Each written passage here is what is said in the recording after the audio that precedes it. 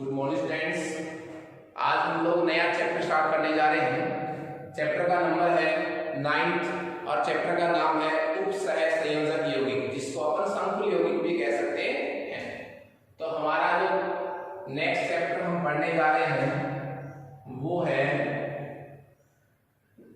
Unit number 9 और chapter का नाम है उपसह संयोजक यौगिक। उपसह संयोजक यौगिक।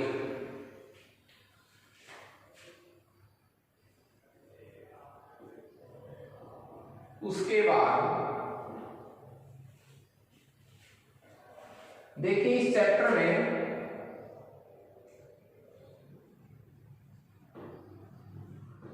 हमारे पास जो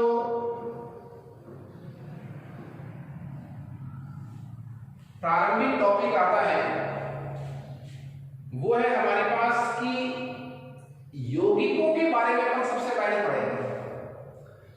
यौगिक का मतलब क्या होता है?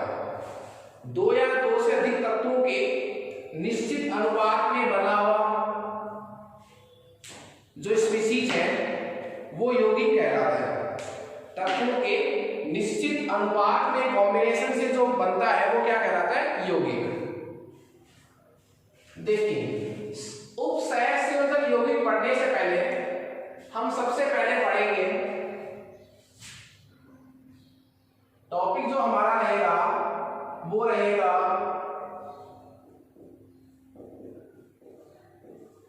योगात्मक यौगिक। योगात्मक यौगिक, एडिशन कंपाउंड।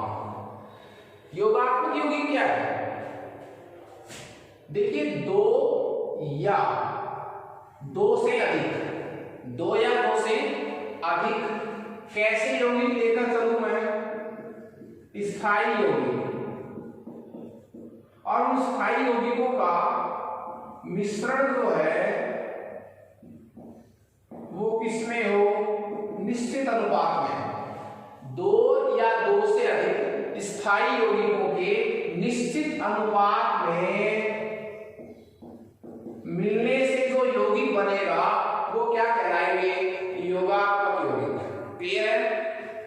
दो या दो से अधिक स्थायी यौगिकों के निश्चित अनुपात में मिलने से बनने वाली स्पीशीज क्या कहलाएगी? योगात्मक यौगिक। जो योगात्मक यौगिक है वो दो प्रकार के होते हैं साहब। दो प्रकार के होते हैं। फर्स्ट ऑप्शन हमारे पास है द्विक लवण, डबल साल्ट, द्विक लवण।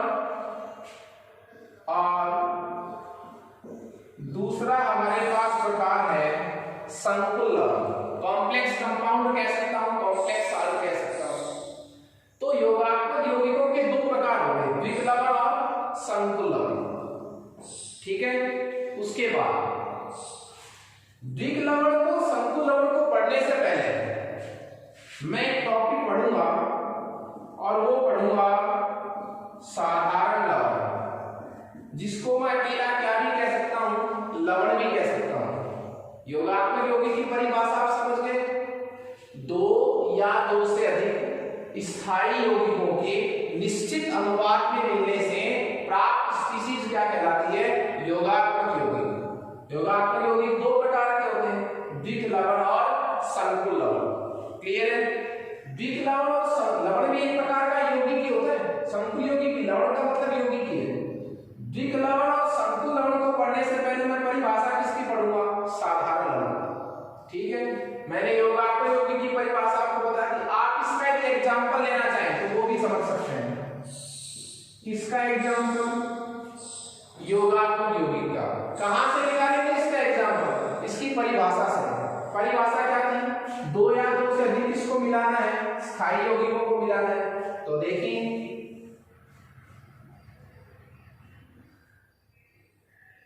KCl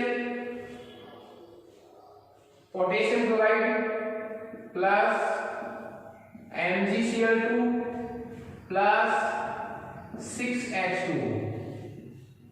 मैंने कितने यौगिक मिला दिए साहब? 3 यौगिक, और एक यौगिक बन जाएगा KCl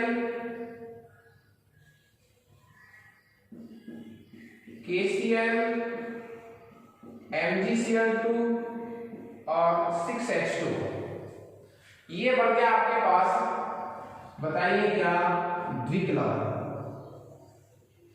योगात्मक यौगिक तो है ही, योगात्मक क्यों है? 2 या 2 से अधिक यौगिकों के मिलने से बना है, ठीक है। उसके बाद देखिए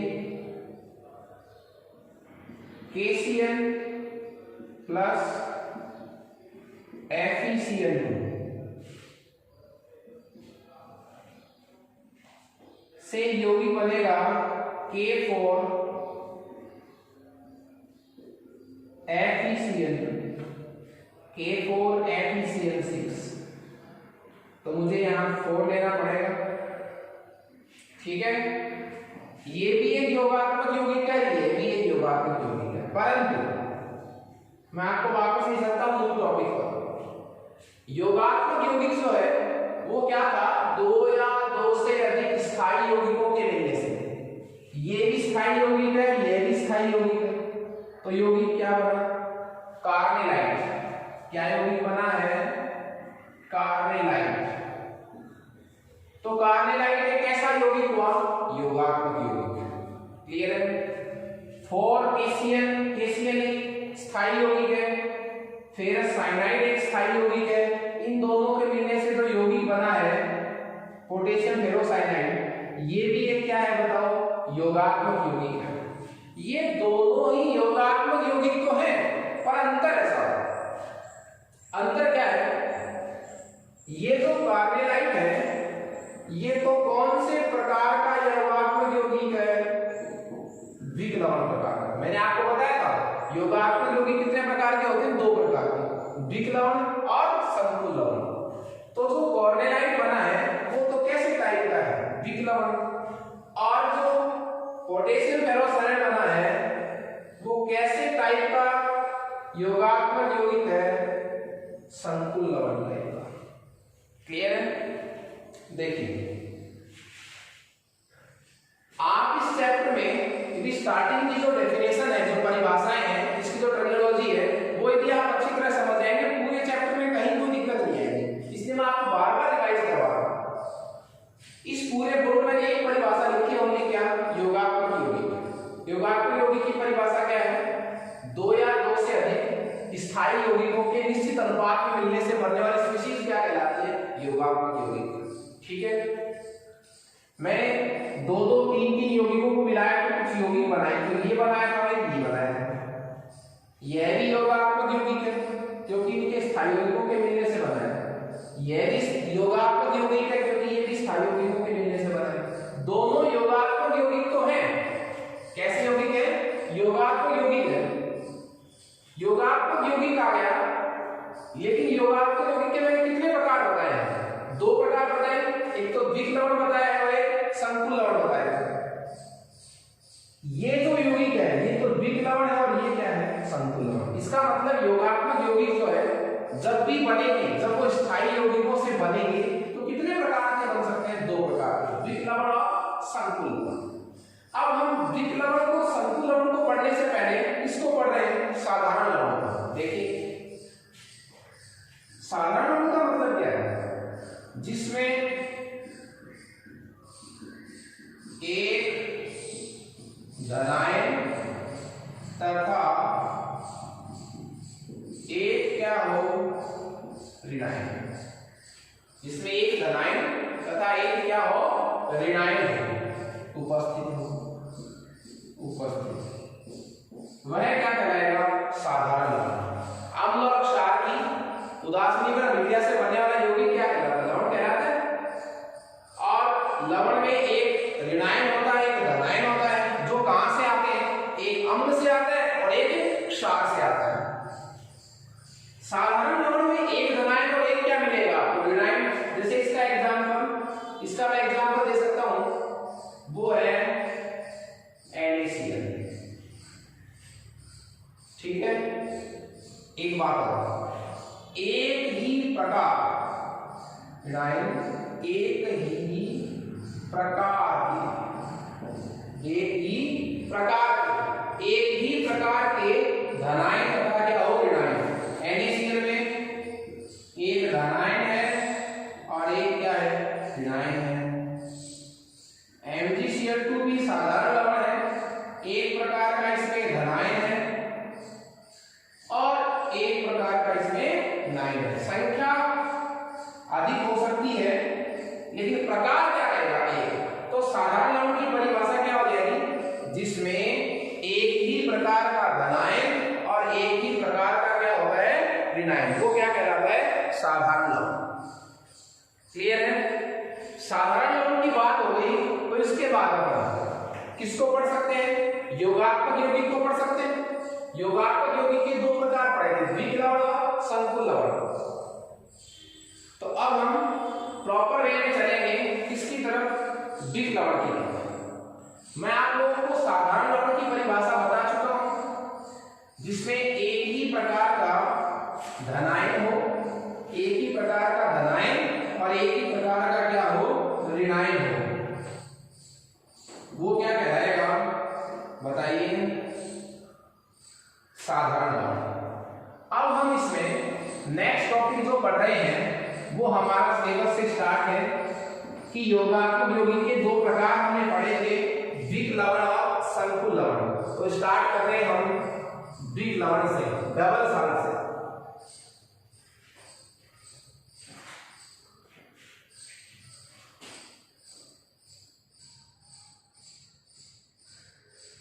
द्विक लवण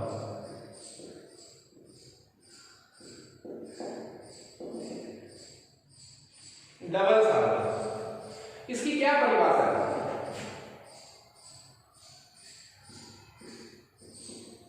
समान ऋणायन। समान ऋणायन का मैं क्या कह सकता हूं, मतलब क्या हुआ, उभयनिष्ठ समान ऋणायन युक्त। समान ऋणायन युक्त का मतलब क्या हुआ, आपके पास जो लवण है उसमें ऋणायन क्या रहना चाहिए, उभयनिष्ठ कॉमन होना चाहिए। समान ऋणायन युक्त किन्हीं दो साधारण लवणों के योग से जो लवण बनता है वो क्या कहलाएगा, द्विक लवण। वापस से रिवाइज कर रहा हूं, समान ऋणायन युक्त, समान का मतलब उभयनिष्ठ, किन्हीं दो साधारण लवणों के संयोग से बना लवण क्या कहलाएगा, द्विक लवण। कहने का मतलब क्या हुआ, कितने साधारण लवण जोड़ने हमें, दो। हमें दो साधारण लवण जोड़ने हैं, पर कैसे साधारण लवण जोड़ने हैं, जिनमें ऋणायन एक जैसा हो, उभयनिष्ठ हो, कॉमन हो। देखिए इसका एग्जाम्पल, अभी मैंने एक एग्जाम्पल दिया था कार्नेलाइट। देखिए KCl MgCl2 .6H2, ये तो क्रिस्टलीय जल है, ये दो स्थायी यौगिक थे। देखिए आप, दोनों ही साधारण लवण है अलग अलग, ये अपने आप में साधारण लवण है अलग, ये अपने आप में एक साधारण लवण है। दोनों को मिलाया, दो साधारण लवण मैंने मिला दिए, किन्हीं दो साधारण लवणों का योग करवा दिया, पर दोनों में ऋणायन कैसा हो, उभयनिष्ठ हो। तो दोनों में देखो, यहाँ भी Cl ऋणायन है और यहाँ भी क्लोराइड क्या है, ऋणायन है। तो इसका मतलब कार्नेलाइट एक योगात्मक यौगिक तो है ही, साथ में कैसा लवण है, द्विक लवण। और देखिए फिटकरी क्रोम एनल, कौन सी फिटकरी लिख रहा हूं मैं लिख रहा हूं क्रोम एनल।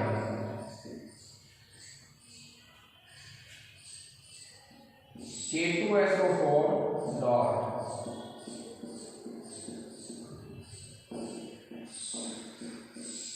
ये सूत्र किसका है साहब, फिटकरी का। पोटेशियम सल्फेट एक साधारण लवण है, क्रोमियम सल्फेट एक साधारण लवण है, दोनों को मिला दिया, पर दोनों में ऋणायन देखो लवण, इसमें भी सल्फेट विनाइल है और इसमें भी क्या है, सल्फेट विनाइल। तो फिटकरी एक प्रकार का क्या है, विक लवण। इसके और एग्जांपल हो सकते हैं मोहर लवण, मोहर लवण,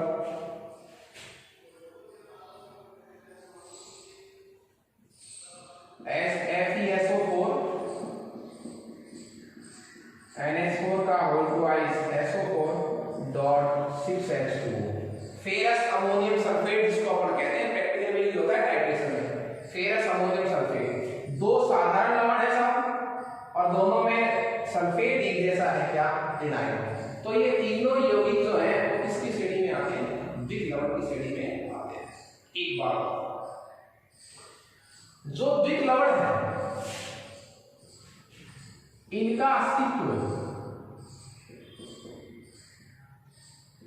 ठोस अवस्था में ही इनका क्या संभव है, अस्तित्व संभव है।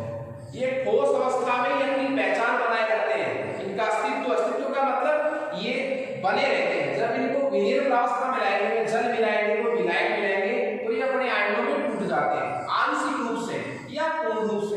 पर विक लवण है तो पूर्णतः वियोजित होगा। तो कहने का मतलब क्या हुआ, जो विक लवण है वो उनका ठोस अवस्था में ही अस्तित्व होता है। अस्तित्व का मतलब वो उसी रूप में रहते हैं। कहने का मतलब क्या हुआ, आप फिटकरी को जब तक ठोस अवस्था में रखेंगे तब तक उसका ये फॉर्मूला रहेगा। जैसे आप फिटकरी में जल मिलाएंगे, ये अपने आयनों में पूरी तरह क्या हो जाएगा, वियोजित हो जाएगा, अपना अस्तित्व खो देगा। तो विक लवण जो है उनका कैसी अवस्था में अस्तित्व संभव होता है, ठोस अवस्था में अस्तित्व संभव होता है, विलीन प्रावस्था में नहीं होगा। जैसे ही जलीय विलयन में, जैसे ही में अपन क्या मिलाएंगे, जल मिलाएंगे साथ, इनमें क्या मिलाएंगे अपन, जल। जलीय विलयन में ये विक लवण जो है वो अपने व्यक्तिगत आयनों में पूर्णतः क्या हो जाएंगे, वियोजित। जलीय विलयन में अपने व्यक्तिगत आयनों में पूर्णतः क्या हो जाएंगे, वियोजित हो जाएंगे। कैसे, इसी का एग्जांपल लीजिए आप कार्बोनाइट। कैसे वियोजन होगा, जैसे आप कार्बोनाइट को या फिटकरी को, मोहर लवण को घोलेंगे जल में, तो जल में घोलते ही ये किस में टूट जाएंगे, K+Cl-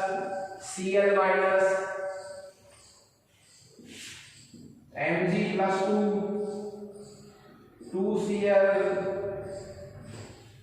तो विक लवण जो है वो जलीय विलयन में अपने सभी आयनों में पूर्णतः क्या हो जाता है, वियोजित हो जाता है।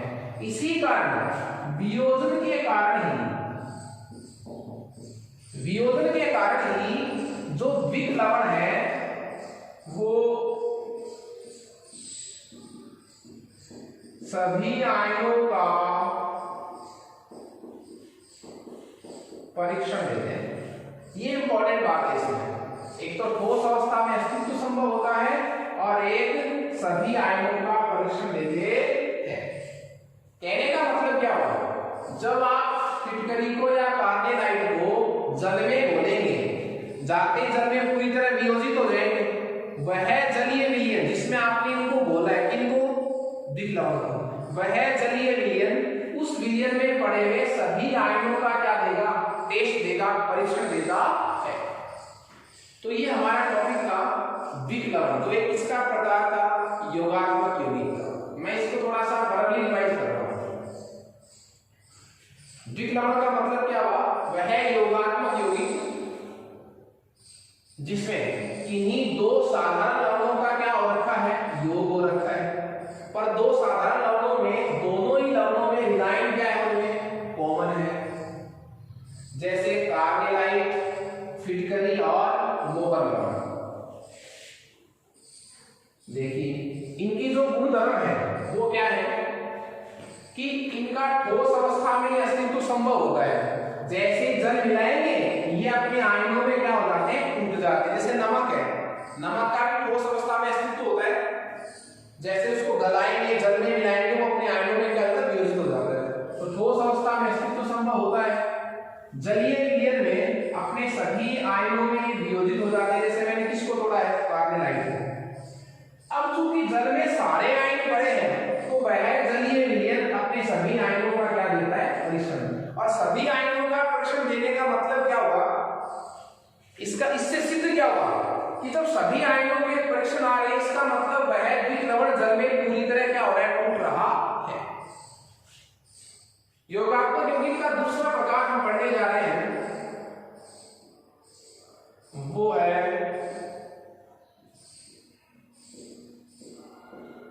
संकुल लवण, कॉम्प्लेक्स कंपाउंड या कॉम्प्लेक्स सॉल्ट। देखिए ये संकुल लवण हो चाहे द्विक लवण हो, ये बनेंगे तो कैसे, उसी तरह दो या दो से अधिक कैसे यौगिक, स्थायी यौगिक निश्चित अनुपात में मिलने से या नहीं क्या बनेंगे, संकुल लवण। पर इसमें खास बात क्या है, जैसे मैं एक एग्जांपल ले रहा हूं, मैंने लिखा भी था पहले। एक यौगिक था पोटेशियम साइनाइड, एक यौगिक है फेरस साइनाइड, ठीक है। तो ये बन जाएगा K4 FeCN6। बैलेंस करने के लिए क्या लगाना पड़ेगा, 4। इसमें भी दो स्थायी यौगिक थे, संकुल लवण। खास बात क्या है द्विक लवण में संकुल लवण, वो ये है कि संकुल लवण में धातु परमाणु से साइनाइड जो है वो कैसे बंध द्वारा जुड़ा रहता है, उपसहसंयोजक बंध द्वारा। किसे कहते हैं उपसहसंयोजक बंध, जिसमें बंध बनाने के लिए दोनों इलेक्ट्रॉन एक ही परमाणु देता है। तो यहाँ दाता कौन है, ये साइनाइड ने आयरन से बंध बनाया, कैसा, उपसहसंयोजक, और बंध बनाने के लिए दोनों इलेक्ट्रॉन किसने दिए, साइनाइड। तो वे लवण जिनमें धातु परमाणु व समूह, जिसको अपन क्या कहेंगे, लिगेंड, इनको क्या कहेंगे, लिगेंड, के मध्य कैसा बंध रहता है, उपसहसंयोजक बंध रहता है। यहां रहता है साहब उपसहसंयोजक बंध, ये वाला। तो ऐसे लवण क्या कहलाएंगे, संकुल लवण। सीधा भी संकुल कह सकते हैं, संकुल यौगिक कह सकते हैं, उपसहसंयोजक यौगिक कह सकते हैं। देखिए इनकी खास बात क्या है, इनकी खास बात यह है कि द्विक लवणों का अस्तित्व तो किसमें संभव था, उन्हें ठोस अवस्था में, जल मिलाते ही गलाते ही वो अपने आयनों में टूट रहे थे।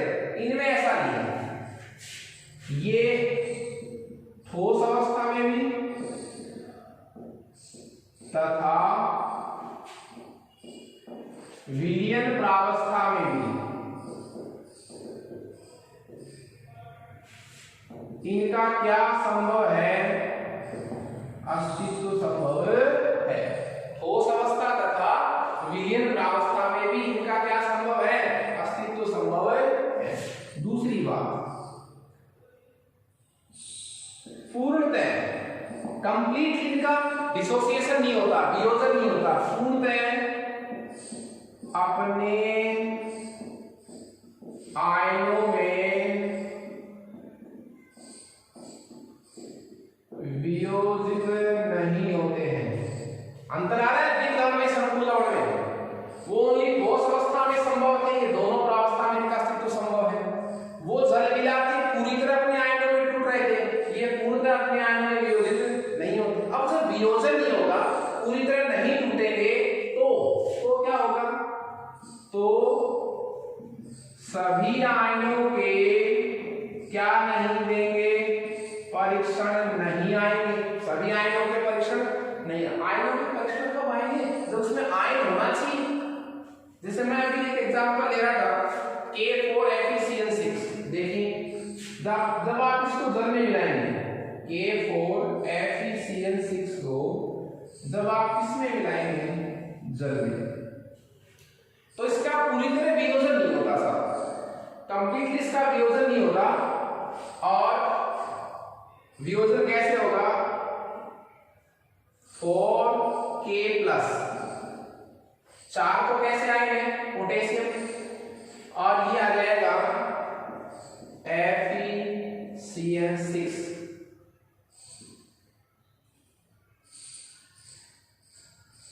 एक आइडिया आ जाएगा हमारे पास, क्यों? तो पोटेशियम और FeCN6। अब देखिए पोटेशियम तो टूट गया साहब, कौन अलग नहीं हुआ, ये आयन और ये आयन अलग नहीं हुए, ये एक साथ रह गया साहब। अब ये एक साथ रह गया, इसका मतलब पोटेशियम फेरोसाइनाइड को जब आप जल में घोलेंगे तो वो जलीय विलयन किसका टेस्ट देगा, ओनली पोटेशियम का परीक्षण देगा, किसका टेस्ट नहीं देगा, वो साइनाइड का नहीं देगा, किसका देगा, FeCN6 का देगा पूरे का हिसाब। Fe का टेस्ट क्यों नहीं दे रहा, क्योंकि इससे क्या नहीं हो रहा, अलग नहीं हो रहा। तो संकुल लवण जो है वो जल में पूरी तरह नहीं टूटते हैं, इसलिए अपने सभी व्यक्तिगत आयनों के परीक्षण नहीं देते हैं। ये जो मंडल है, ये समन्वय मंडल जिसमें धातु और कौन लिगेंड आपस में कैसे जुड़े हुए हैं, उप सह संयोजक बंध द्वारा, ये कभी नहीं टूटेगा।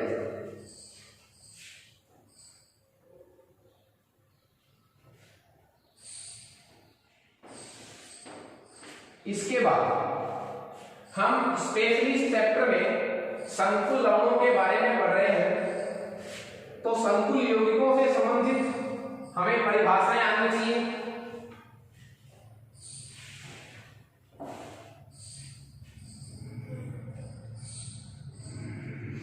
तो हमारा जो टॉपिक है वो है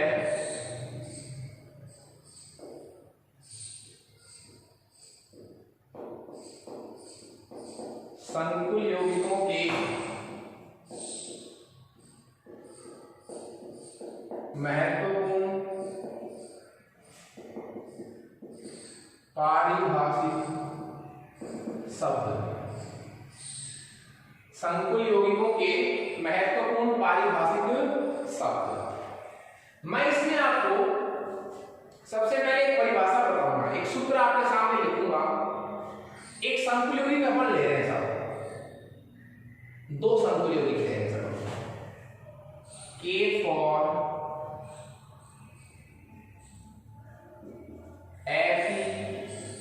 FeCN6, एक ये संकुल यौगिक है।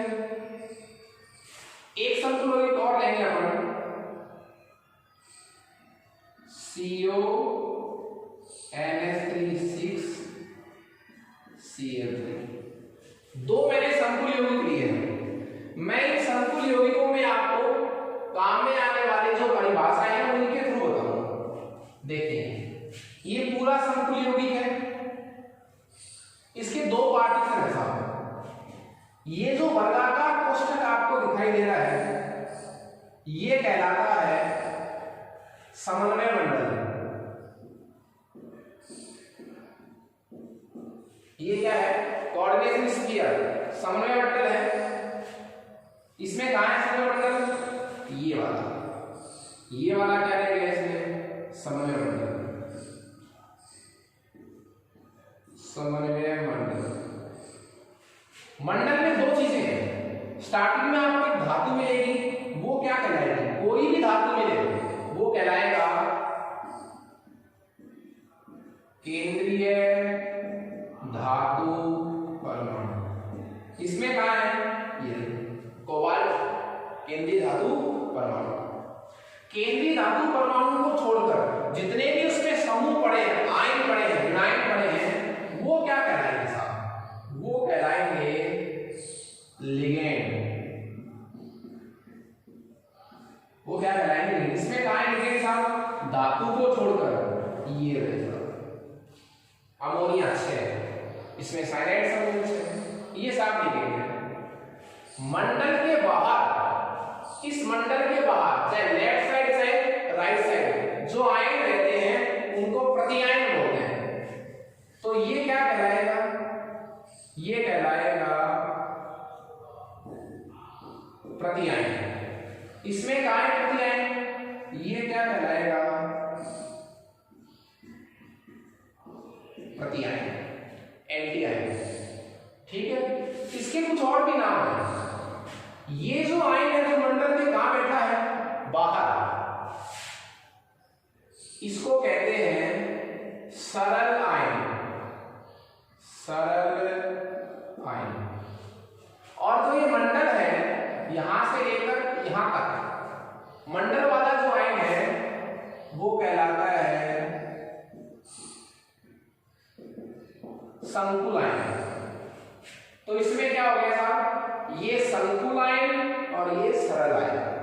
क्लियर है? देखिए इस वर्गाकार कोष्ठक को क्या कहते हैं, समन्वय मंडल। ये लिगेंड है, लिगेंड धातु परमाणु है, ये प्रतिआयन है, और ये पूरा क्या कहलाएगा, संकुल यौगिक। तो अब हम इसमें स्टार्टिंग से फर्स्ट डेफिनेशन जो पढ़ेंगे वो पढ़ेंगे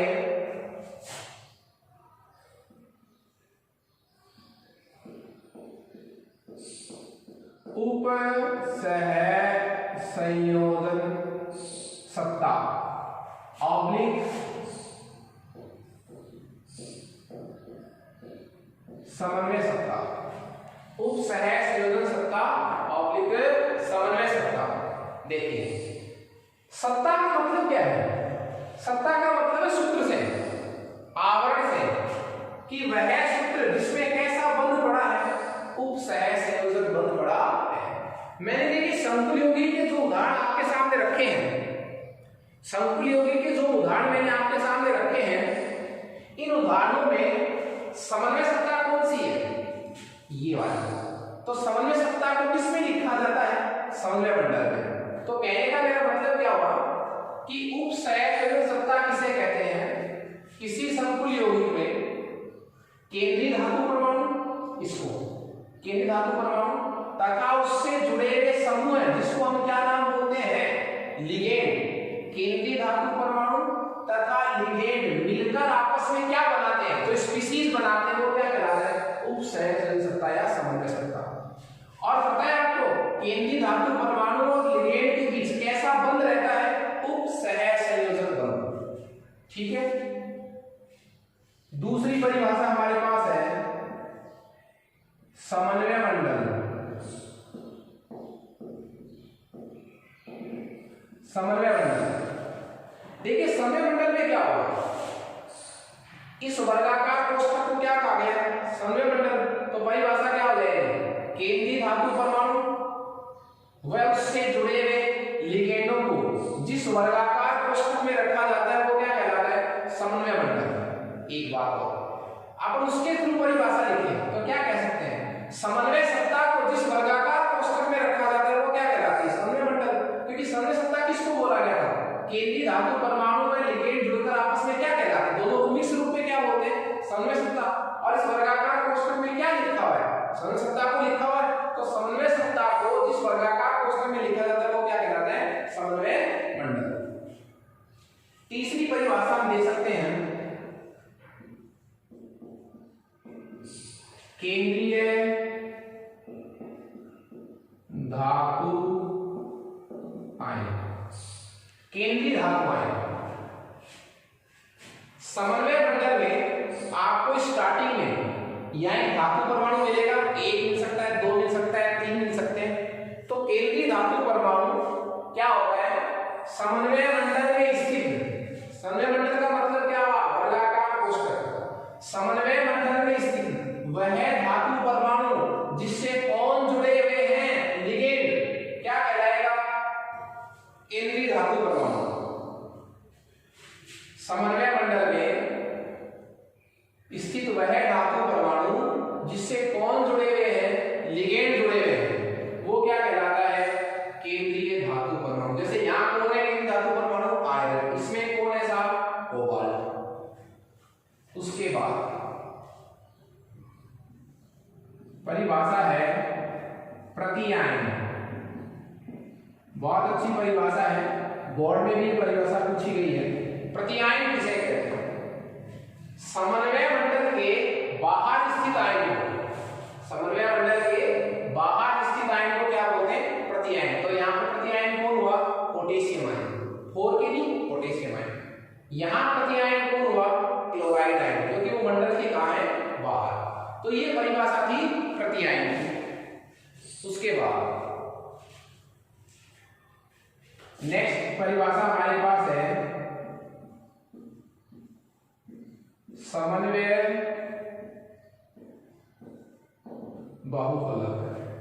समन्वय बहुफलक देखिए, समन्वय मंडल में कौन कौन रहता है? समन्वय मंडल में रहता है एक तो केंद्रीय धातु परमाणु और एक लिगेंड। एक का मतलब बहुत सारे, एक प्रकार के लिगेंड रहते हैं, क्या रहते हैं? धातु रहती है। तो जब ये यौगिक है तो इसकी कोई ना कोई आकृति होगी, तो मैं क्या करूंगा, एक बात और, वो उपसह संयोजक तो किसके बीच है? पोटेशियम के आयरन के बीच में, आयरन साइनाइड के बीच में, वो है धातु परमाणु और लिगेंड के बीच उपसह संयोजक, जिसको मैं किससे रिप्रेजेंट करता हूं? तीर के साइन से। तो दोनों बंध बनाने के लिए, दोनों इलेक्ट्रॉन बंध बनाने के लिए कौन देता है? साइनाइड देता है, किसको? आयरन। तो समन्वय बहुफलक की क्या परिभाषा हो जाएगी कि केंद्रीय धातु परमाणु तथा उससे जुड़े हुए कौन? लिगेंड, जिस ज्यामिति में व्यवस्थित रहते हैं, जो आकृति बनाकर वो रहते हैं, अंतरिक्ष में जो उनकी ज्यामिति व्यवस्था होती है, उसको क्या बोला जाता है? समन्वय बहुफलक। आपको पता है प्रत्येक यौगिक की क्या होती है? आकृति होती है। तो केंद्रीय धातु परमाणु तथा उससे जुड़े हुए लिगेंडों की अंतरिक्ष की व्यवस्था को क्या बोलते हैं? समन्वय बहुफलक। इसके कुछ प्रकार पॉसिबल है। क्या क्या प्रकार पॉसिबल है इसके? आकृति जो है वर्गाकार समतलीय भी हो सकती है। आकृति क्या हो सकती है? वर्गाकार समतलीय हो सकती है।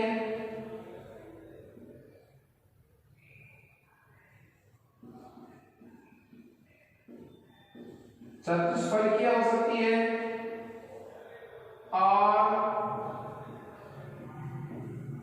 अष्टफलकीय हो सकती है। स्क्वायर प्लेनर, टेट्राहेड्रल और ऑक्टाहेड्रल, ये क्या है? ये ज्यामितियां हैं, ये आकृति है किसकी? कि साहब केंद्रीय धातु परमाणु उससे जुड़े हुए लिगेंड परस्पर जुड़कर क्या क्या आकृति बना सकते हैं? वर्गाकार समतलीय रूप में जुड़ सकते हैं, चतुष्फलकीय रूप में जुड़ सकते हैं या अष्टफलकीय रूप में जुड़ सकते हैं। तो सीधा सा मतलब क्या हुआ? लिगेंड केंद्रीय धातु परमाणु से जुड़कर जो आकृति बनाते हैं वो क्या कहलाता है? समन्वय बहुफलक कहलाता है। इसके बाद हमारी नेक्स्ट परिभाषा जो है वो आती है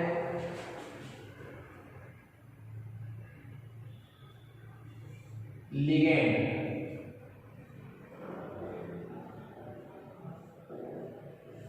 लिगेंड देखिए, लिगेंड की जो परिभाषा है,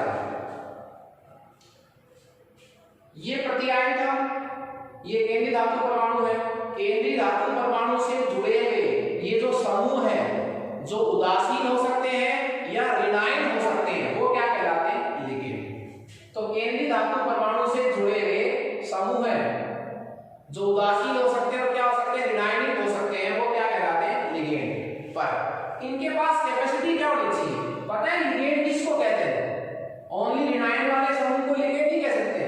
परमाणु या परमाणु का समूह है, एक अकेला परमाणु हो सकता है जैसे ये, और परमाणु का समूह भी हो सकता है जैसे देखो C और क्या है N। परमाणु या परमाणु का समूह है जो एकाकी इलेक्ट्रॉन युग्म देने की क्षमता रखता है। मतलब जिसके पास हो, वो क्यों चाहिए हमें? क्योंकि साहब लिगेंड के पास क्या होगा? लिगेंड के पास क्या जरूरी है? एकाकी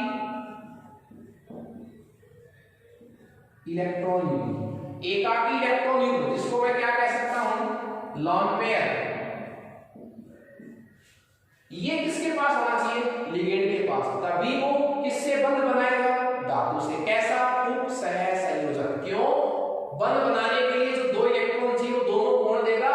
लिगेंड देगा। कब देगा? जब उसके पास होंगे। तो क्या परिभाषा होगी? परमाणु या परमाणु का समूह जिसके पास क्या उपस्थित हो? एकाकी इलेक्ट्रॉन युग्म, वह क्या कहलाएगा? लिगेंड। और ये धातु से क्या बनाएगा? उपसह संयोजक बंध। इसमें देखिए, जो धातु परमाणु है वो किसका काम कर रही है? ग्राहिका। ये इलेक्ट्रॉन ग्रहण करती है। और लिगेंड क्या है? धातु से बंध बनाता है उपसह संयोजक। तो ये लिगेंड यहां किसका काम करता है? दाता। तो दाता और ग्राही के मध्य क्या बन जाता है? उपसह संयोजक बंध।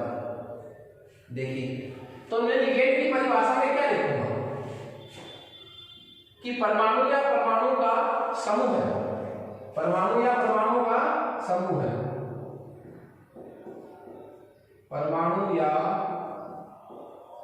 परमाणु का समूह है जिसके पास क्या एकाकी इलेक्ट्रॉन युग्म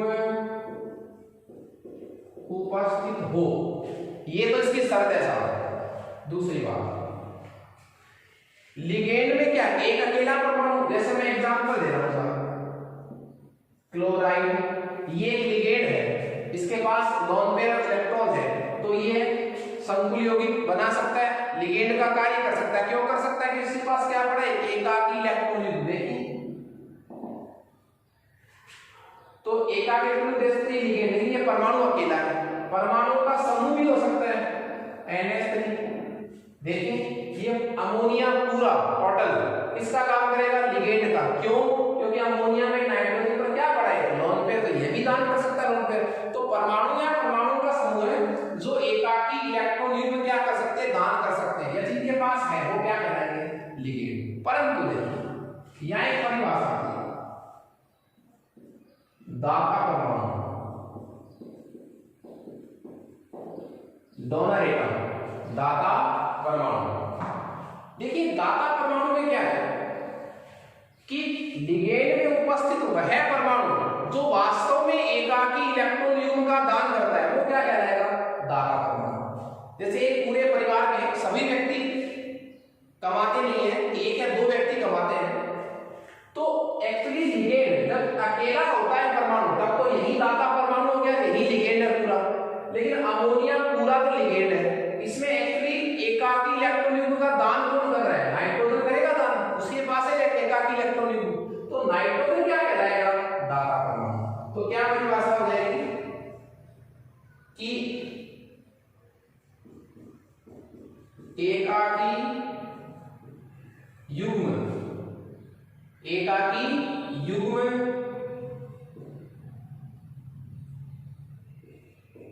दाता परमाणु, एकाकी युग्म जिसके पास उपस्थित होता है वो क्या कहलाता है, दाता परमाणु। और किसी लिगेंड में दाता परमाणु की जो संख्या है वो उस लिगेंड की क्या कहलाती है, दंतुता कहलाती है, दंतुता भी कह सकते हैं, डेंसिटी कहलाती है। क्या परिभाषा में ये लिगेंड का मतलब क्या हुआ, परमाणु या परमाणु का समूह जो एकाकी इलेक्ट्रॉन युग्म देने की क्षमता रखता है वो तो लिगेंड कहलाता है। लिगेंड में अकेला परमाणु भी हो सकता है, परमाणु का समूह भी हो सकता है। जब अकेला परमाणु होता है तो यही लिगेंड है, यही दाता परमाणु। अमोनिया लिगेंड है पूरा, अमोनिया में दाता परमाणु कौन है, नाइट्रोजन के पास है लोन पेयर, हाइड्रोजन के पास नहीं है, तो पूरा अमोनिया तो लिगेंड कहलाएगा। लेकिन अमोनिया में एक्चुअली दाता कौन है, नाइट्रोजन है, तो नाइट्रोजन क्या कहलाएगा, दाता परमाणु। और किसी लिगेंड में जितने दाता परमाणु होते हैं, दाता परमाणु की संख्या उस लिगेंड की क्या कहलाती है, दंतुता या दंतुता कहलाती है, डेंसिटी कहलाती है। तो एक नया वर्ड यहां पर आया है, दंतुता। तो अमोनिया में एक दाता परमाणु है तो एक दंतुक लिगेंड, ठीक है। तो मेरे कहने का मतलब ये था कि इस चैप्टर में, इस फॉर्मूले में आपके पास जो सबसे इंपॉर्टेंट डेफिनेशन है वो किसकी है, लिगेंड। हम लिगेंड को यहां पर लिगेंड का है, यहां कौन लिगेंड है, साइनाइड लिगेंड, यहां कौन लिगेंड है, अमोनिया लिगेंड। क्लियर है? देखिए लिगेंड को मैं इंग्लिश में भी कह सकता हूं, दो परिभाषा यहां पे बहुत इंपॉर्टेंट, तो लिगेंड वाली, एक प्रतिआयन और एक क्या, समन्वय बंधन। ओके, लिगेंड के बारे में